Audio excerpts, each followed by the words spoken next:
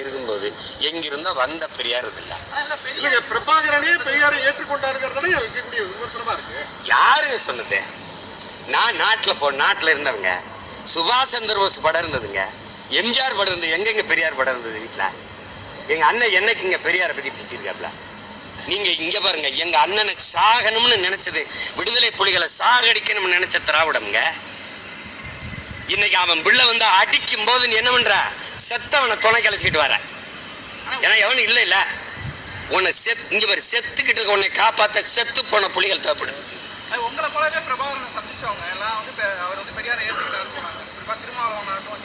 உலகமே ஏத்துக்கணுங்க, நான் எதிர்க்கிறேங்க. போதுமா? வேற ஏதாவது கேள்வி இருக்க?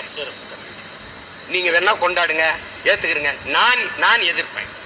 பெரியாருங்கிறது எங்களுக்கு தேவையில்லை, எனக்கு தேவையில்லை. என்னை பின்பற்ற என் பிள்ளைகள் பெரியார் வேணும்னா வெளியேறி போயிட்டு இருக்கலாம். சொந்த பெரியார்